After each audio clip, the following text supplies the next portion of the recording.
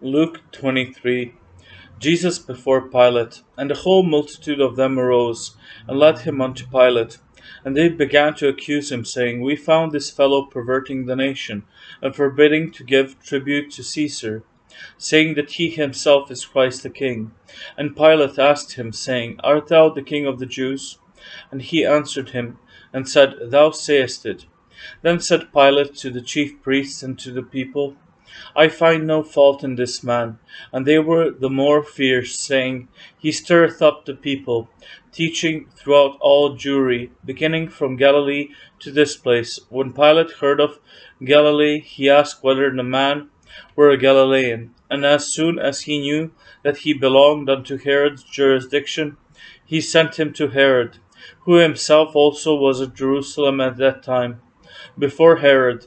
And when Herod saw Jesus, he was exceeding glad, for he was desirous to see him of a long season, because he had heard many things of him, and he hoped to have seen some miracle done by him. Then he questioned with him in many words, but he answered him nothing. And the chief priests and scribes stood and vehemently accused him. And Herod with his men of war set him at naught, and mocked him, and arrayed him in a gorgeous robe, and sent him again to Pilate. And the same day Pilate and Herod were made friends together, before they were at enmity between themselves. Pilate's judgment. And Pilate, when he had called together the chief priests and the rulers and the people, said unto them, Ye have brought this man unto me, as one that perverteth the people. And behold, I have, having examined him before you, have found no fault in this man touching those things whereof ye accuse him. No, nor yet Herod, for I sent you to him, and lo, nothing worthy of death is done unto him. I will therefore chastise him, and release him. For of necessity he must release one unto them at the feast. And they cried out all at once, saying, Away with this man, and release us unto us Barabbas, who for a certain sedition made in the city, and for murder was cast into prison. Pilate therefore, willing to release Jesus, spake again to them. But they cried, saying, Crucify him, crucify him. And he said unto them the third time, Why, what evil hath he done? I have found no cause of death in him. I will therefore chastise him, and let him go. And they were instant with loud voices, requiring that he might be crucified. And the voices of them and of the chief priests prevailed, and Pilate gave sentence that it should be as they required.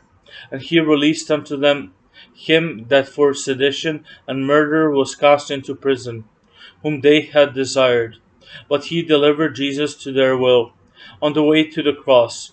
And as they led him away, they laid hold upon one Simon, a Cyrenian, coming out of the country, and on him they laid the cross, that he might bear it after Jesus. And there followed him a great company of people and of women, which also bewailed and lamented him. But Jesus turning unto them said, Daughters of Jerusalem, weep not for me, but weep for yourselves and for your children. For behold, the days are coming, in the which they shall say, Blessed are the barren, and the wombs that never bare, and the paps which never gave suck. Then shall they begin to say to the mountains, Fall on us, and to the hills, Cover us. For if they do these things in a green tree, what shall be done in the dry? And there were also two other malefactors, led with him to be put to death, Calvary. And when they were come to the place which is called Calvary, there they crucified him, and the malefactors, one on the right hand and the other on the left. Then said Jesus, Father, forgive them, for they know not what they do. And they parted his raiment and cast lots. And the people stood beholding. And the rulers also with them derided him, saying, He saved others, let him save himself, if he be Christ, the chosen of God. And the soldiers also mocked him, coming to him, and offering him vinegar, and saying, If thou be the king of the Jews, save thyself. And a superscription also was written over him in letters of Greek, and Latin, and Hebrew, This is the King of the Jews.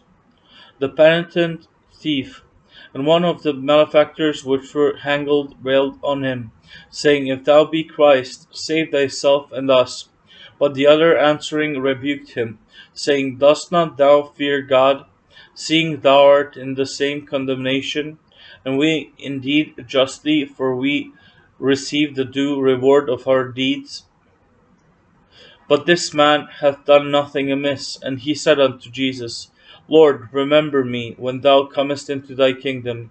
And Jesus said unto him, Verily I say unto thee, today shalt thou be with me in paradise. After the crucifixion, and it was about the 6th hour, and there was a darkness over all the earth until the 9th hour, and the sun was darkened, and the veil of the temple was rent in the midst. And when Jesus had cried with a loud voice, he said, Father, into thy hands I commend my spirit. And having thus said thus, he gave up the ghost. Now when the centurion saw what was done, he glorified God, saying, Certainly this was a righteous man. And all the people that came together to that sight, beholding the things which were done, smote their breasts and returned. And all his acquaintance and the women that followed him from Galilee stood afar off, beholding these things. The burial. And behold, there was a man named Joseph, a counselor, and he was a good man and a just. The same had not consented to the counsel and deed of them. He was of Arimathea, a city of the Jews, who also himself waited for the kingdom of God. This man went unto Pilate, and begged the body of Jesus. And he took it down, and wrapped it in linen, and laid it in a sepulchre that was hewn in stone, wherein never man before was laid. And that day was the preparation, and the Sabbath drew on. And the women also, which came with him from Galilee, followed after, and beheld the sepulchre, and how his body was laid. And they returned, and prepared spices and ointments, and rested the Sabbath day according to the commandment.